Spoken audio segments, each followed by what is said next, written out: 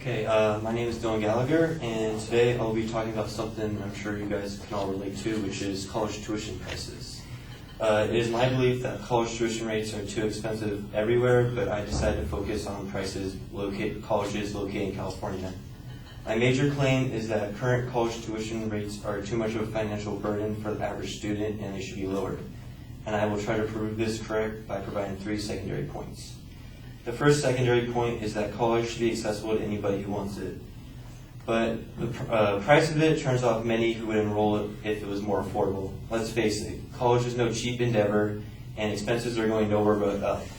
According to californiacolleges.edu, the average tuition for a Cal State University is around $5,000 per year.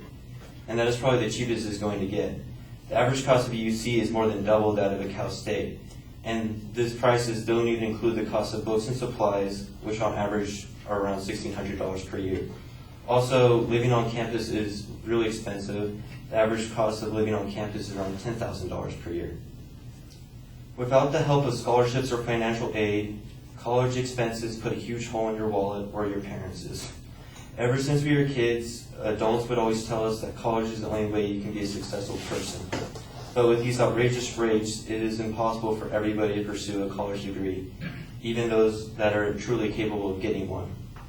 One way people try to avoid the high rates at college universities is to go to a community college and then transfer to a university after they get a certain amount of credits. This, however, is a lot easier said than done. According to a 2009 Los Angeles Times article, it states that only 69,000 out of 2.7 million community college students in California were able to transfer to UC or Cal State that year. That's less than 3% of the student population. Another secondary point is that it is ridiculous that college tuition rates are going up even though California is experiencing a terrible recession right now. According to inflationdata.com, college tuition is increasing at a much higher rate than the general inflation of the country. For example, since 1986, the general inflation has increased 107%. College tuition prices have increased 466% over that time. So that is a quadruple increase compared to the regular economy. A recent example of this occurred within the UC system. According to a CNN article, in 2009, the California Board of Regents approved a 32% tuition increase from the previous year to help make up some of the budget deficit. This was met with protests at multiple UC campuses as students were enraged that they'd be forced to pay so much. My third secondary point is that the high price of college will often result in debt for the student and or his parents. More and more students are faced with a mountainous of debt after they graduate for a variety of reasons. According to an article from democraticandchronicle.com, it states that total student borrowing nationwide has doubled over the past decade to over $86 billion. With all of this borrowing of money to help pay the ridiculous amount colleges charge us, it puts the majority of students in massive debt. Over 2/3 of students graduate with debt, and the average amount of debt is over $20,000. This is more than double the average debt rate from the previous decade. Another reason so many students have a huge amount of debt is that it's taking more than 4 years to graduate for many students. This is attributed to overcrowding and diminished availability of classes in many colleges, mainly in California, and all the cutbacks that colleges have put in place over the last few years. Because of this, only 44% of students now take 5 or more years to graduate.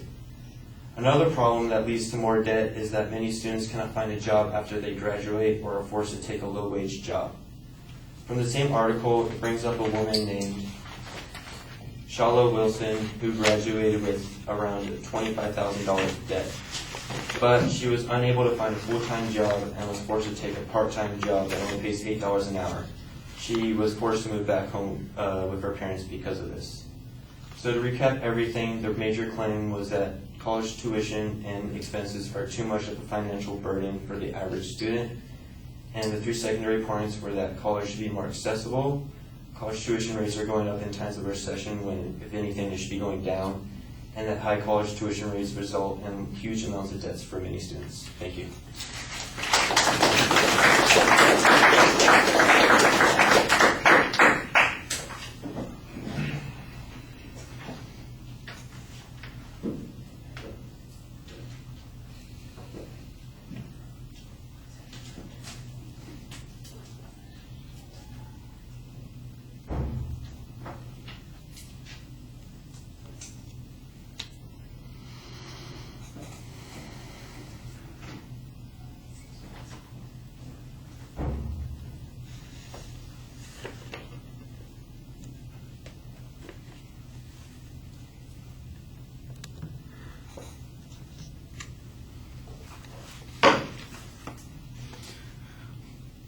All right, when you present your proposition in the speech, it actually has two component parts to it, and one of those is a policy claim, so that's a little problematic.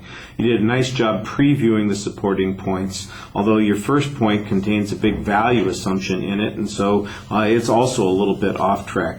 I'm not sure that there's a lot of controversy on the subject that college costs seem to be out of control. I'm not sure anybody would say, oh, college costs are exactly where they should be, they are appropriate, that there aren't any consequences on it. So, the notion that this is an argument is a little problematic because I'm not sure what the inference is. You did a very good job describing what the costs are, and I thought that that was the strongest part of the material that you had. You had a lot of stuff that talked about how the rates are substantially higher than inflation. You compare the costs from one decade to the next decade. You have average debt that students are exiting from, so you've got a lot of good data in that regard. I'm just not sure what the inference is that is argumentative, that it costs a lot of money and that people are ending up in debt.